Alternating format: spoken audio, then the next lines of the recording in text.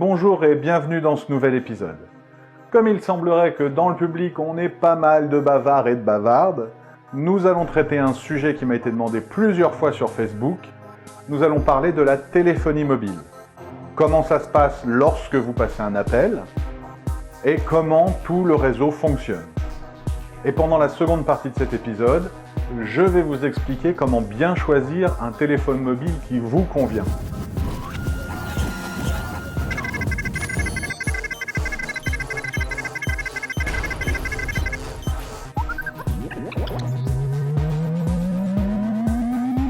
System downloaded.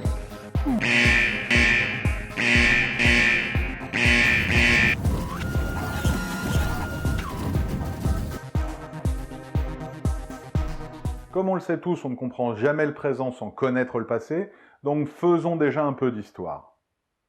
Le 15 mars 1888, un professeur de l'école polytechnique de Karlsruhe, nommé Heinrich Rudolf Hertz, va découvrir les ondes électromagnétiques. Il en fera d'ailleurs une démonstration à ses étudiants, et lorsque l'un d'eux lui demandera quelles sont les applications de cette découverte, il répondra « aucune ». Comme quoi, on peut être un très bon scientifique et pas visionnaire du tout. En 1897, Guglielmo Marconi va utiliser ces ondes électromagnétiques pour transmettre un message.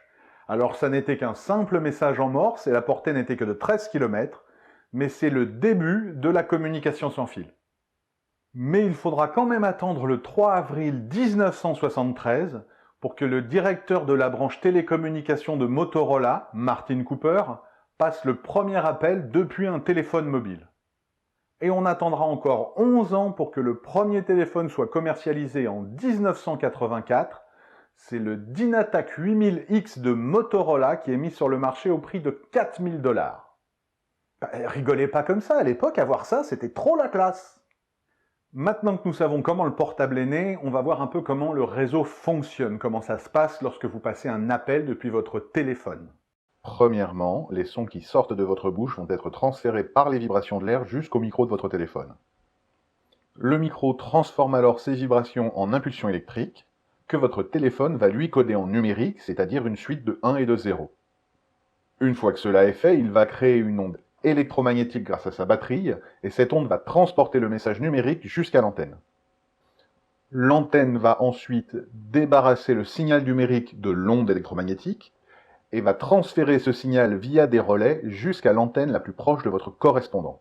Puis cette nouvelle antenne va créer une onde électromagnétique pour porter le signal numérique jusqu'au récepteur du correspondant. Son téléphone va recevoir le tout, se débarrasser de l'onde électromagnétique et retranscrire par l'intermédiaire du haut-parleur le signal numérique en son. Et finalement, les vibrations sonores voyageront à travers l'air jusqu'à votre oreille. Alors effectivement, dit comme ça paraît pas très fluide comme système, mais ça va tellement vite qu'en fait on ne s'aperçoit pas des coupures et des différentes étapes. Il faut savoir aussi que le réseau GSM est découpé en petites zones qu'on appelle des cellules, d'où le téléphone cellulaire. Pourquoi faire ce découpage? C'est très simple. Une antenne classique 2G peut gérer à peu près 60 appels en simultané. Alors, au fond du Larzac, c'est pas grave, mais en plein centre-ville de Paris, c'est un peu juste. Du coup, tout simplement, on fait varier la taille des cellules en fonction de la densité de la population. À la campagne, c'est plusieurs kilomètres par cellule, et en centre-ville, c'est 200 ou 300 mètres. Autre chose qu'il faut connaître lorsqu'on veut comprendre la téléphonie mobile, c'est tous les sigles, 1G, 2G, 3G, 4G, 4G+, Edge, HSDPA et tous les acronymes du genre. Donc à la base, on était en 1G. Là, c'est analogique et pas numérique, donc le téléphone, contrairement à ce que vous avez vu dans l'animation précédente, ne transforme pas le signal en suite de 1 et de 0, et du coup, le son est pas terrible, et on ne peut transmettre que de l'audio, impossible de faire passer de l'internet ou des messages. Ensuite, on arrive à la 2G. Alors la 2G, c'est le début de l'analogique, donc on peut enfin envoyer des données, ce qui nous permet d'envoyer des SMS et des MMS, et un tout petit peu de données internet puisqu'on a un débit de 9,6 kilobits seconde, ce qui est hyper lent.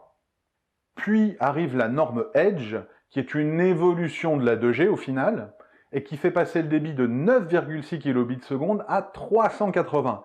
Et encore, ça aurait pu aller plus vite, mais les réseaux télécoms à l'époque sont bridés, et donc on reste sur cette vitesse de 380 kilobits seconde.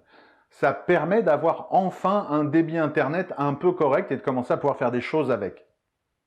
C'est alors qu'arrive le monde magique de la 3G, qui avec un débit de 2000 kilobits seconde, nous permet d'utiliser la visioconférence et surtout, ce qui va devenir un phénomène mondial, l'utilisation des vidéos sur Internet. Vous savez, sur des sites du genre celui sur lequel vous regardez cette vidéo actuellement. Puis arrive la HSDPA, que tout le monde au final appelle 3G+. Alors la seule différence avec la 3G, c'est qu'on passe de 2000 kilobits seconde à 9000 kilobits seconde, et que ça permet d'évoluer encore dans les utilisations vidéo, puisque maintenant on va pouvoir commencer à regarder de la HD. La surenchère continue, on passe maintenant à la 4G. La 4G, c'est la même chose que les autres, sauf qu'au lieu d'être à 9000 kilobits seconde, on est à 100 000. Donc 100 000, pour vous donner une idée, c'est à peu près 5 fois la vitesse de votre ADSL à la maison, puisque les ADSL de maison sont bridés à 20 000 kilobits seconde.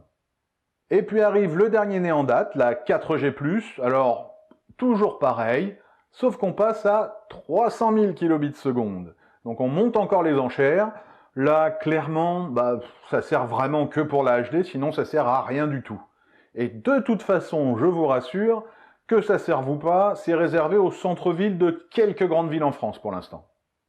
Vous l'aurez compris, c'est plus une course à la vitesse de débit qu'un changement de technologie.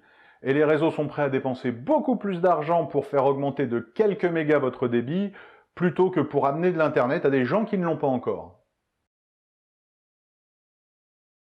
Dans cette partie, je vais aider les gens qui ne s'y connaissent pas forcément en technologie et en téléphonie mobile à choisir le téléphone qui leur convient. Mais si vous avez des a priori que vous êtes fan d'une seule marque, sautez cette partie de la vidéo et allez à la fin où je vais mettre des petits facts sympas à propos de la téléphonie mobile. Tout d'abord, il n'y a qu'une seule bonne question à se poser quand on choisit un portable. C'est qu'est-ce que je vais en faire? On se fiche de savoir quel est le dernier sorti, on se fiche de savoir lequel ils avaient dans tel film, c'est qu'allez-vous en faire? Comment allez-vous l'utiliser? Aujourd'hui, nos téléphones font quasiment tout. Ce sont des GPS, ce sont des consoles de jeux, ce sont des appareils photo, des caméras, des organisers électroniques. Donc la question est de savoir, dans tout ça, qu'est-ce que vous allez utiliser? De quoi vous avez besoin? Parce que clairement, investir dans un téléphone 4G+, pour ne jamais aller sur Internet, c'est investir dans une Ferrari pour rouler à 50. Et puis les marques, pour se différencier, se spécialisent. Par exemple, si vous avez besoin d'un téléphone étanche, dirigez-vous plutôt vers une marque japonaise. Parce qu'au Japon, la majorité des téléphones vendus est étanche, parce que les Japonais, qui ne font décidément rien comme tout le monde, aiment bien téléphoner sous la douche. Certaines marques aussi se spécialisent dans la photo, par exemple. Maintenant, payer 200 € de plus pour avoir un super appareil photo si vous en faites 5 par an, est-ce que ça vaut vraiment le coup? Pour entrer dans les choses un peu plus techniques, on va parler des mémoires et du processeur. D'abord, les mémoires. Je mets ça au pluriel parce qu'il y en a deux. Il y a la RAM, qu'on appelle mémoire vive, qui est ce qui permet avec le processeur de faire tourner vos applications, et la ROM, ou mémoire morte, qui est purement et simplement l'espace de stockage sur votre téléphone. À part certains fabricants qui sont de plus en plus rares, la plupart d'entre eux vous permettent d'augmenter la taille de la mémoire de stockage du téléphone grâce à une carte qu'on appelle microSD. Mais certaines applications ne peuvent être installées sur la carte, elles doivent être installées sur la mémoire interne du téléphone. Quand on sait que vous avez déjà votre système d'exploitation, qu'il vous faut garder de la place libre pour que le système d'exploitation tourne correctement, vous pouvez vous retrouver bloqué et ne rien pouvoir installer. C'est pour ça que si vous souhaitez installer des choses sur votre téléphone, je vous conseille de partir avec un téléphone qui a au moins 16 Go de mémoire interne. Parce que les téléphones qui ont 8, parfois bloquent les utilisateurs. Et donc l'autre mémoire qui est la RAM, ou mémoire vive, qui sert à faire tourner les applications. Alors, deux utilisations principales, quand vous avez plusieurs applications lancées à la fois. Typiquement ceux qui sont hyper connectés, qui ont à la fois Instagram, les mails, Facebook, et en ce moment qui laisse Pokémon Go tourner en même temps, là vous avez besoin d'avoir beaucoup de RAM pour que tout fonctionne sans bugger. Deuxièmement, les gens qui utilisent des jeux en 3D par exemple, ça demande beaucoup de ressources à votre téléphone et notamment la RAM va être mise à contribution. Et maintenant arrive le tour du processeur. Alors soyons clairs, je vais vous faire hyper simplifier parce qu'on pourrait faire une émission juste sur le processeur. Donc, deux choses à se souvenir, sa puissance qui est donnée en gigahertz, autour de 2 gigahertz aujourd'hui sur les smartphones, et le nombre de cœurs.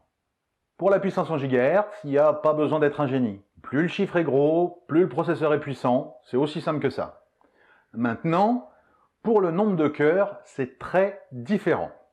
En fait, l'amélioration du nombre de cœurs pourrait être décrite comme une amélioration à sa capacité au multitâche. Je vous rassure, ça a l'air hyper barbare comme définition, mais je vous explique, c'est très simple. Disons que vous regardiez YouTube sur votre téléphone, pendant qu'en fond, votre appli mail tourne, que Facebook tourne, et que votre appli SMS est ouverte. Votre processeur gère donc 4 applis en même temps. En fait, votre processeur va alterner ces activités. Il ne se coupe pas en 4 pour les faire tourner, il va juste faire tourner chaque appli, chacune leur tour, pendant quelques millisecondes et alterner entre elles tellement vite que vous ne verrez même pas les coupures. D'où l'importance de la puissance dont je vous ai parlé. Quand vous avez 2 cœurs, eh bien les cœurs se partagent le travail et chacun d'entre eux ne gérera que 2 applications à la fois, ce qui lui permet de mieux les gérer et surtout de moins chauffer. D'où l'intérêt pour les gens très connectés qui ont toujours 12 applis qui tournent en tâche de fond, d'avoir des téléphones avec des processeurs octocœurs, alors que pour une utilisation moins intensive, les quad-cœurs suffiront largement. Il faut être très réaliste, toutes les technologies ont un prix, mais ça ne veut pas dire que les meilleurs téléphones sont forcément les plus chers. Si par exemple ce que vous recherchez c'est la photo, je peux vous garantir qu'il y a des téléphones à 600 € qui font de bien plus belles photos que ceux à 900 ou à 1000. Au final, en ne choisissant pas vraiment un téléphone et en achetant juste le plus haut de gamme que vous trouvez, vous risquez de tomber sur un téléphone qui pour votre usage précis fera moins bien le travail qu'un téléphone 300 € moins cher. Surtout que de nouvelles marques arrivent en Europe et que pour se faire une place sur le marché, elles sont moins chères que nos fabricants historiques. Et à tous ceux qui me sortent « oui, mais c'est pas de la bonne qualité, c'est fabriqué en Chine ». Ne rêvez pas, tous les téléphones que vous avez achetés depuis 10 ans étaient aussi fabriqués en Chine. Pour finir cet épisode avec le sourire, je vous propose quelques faits amusants sur la téléphonie mobile en général. Le record de vente pour un modèle appartient au Nokia 1110 qui s'est écoulé à plus de 250 millions d'exemplaires. C'est le moment où tu vas te sentir moins seul. En France, on estime à 100 000 le nombre de portables qui tombent chaque année dans les toilettes. En 2014, on avait sur Terre 7,324 milliards d'abonnements mobiles pour 7,300 milliards d'individus. Une étude faite sur des étudiants américains nous dit que 26% d'entre eux n'imaginent pas vivre sans leur portable, alors que seulement 20% d'entre eux n'imaginent pas vivre sans sexe. À cause de la chaleur qu'il dégage en permanence et du fait qu'on postillonne dessus toute la journée, un portable possède 500 fois plus de bactéries que la cuvette de vos WC. Et on passe notre journée à nous le coller à la bouche.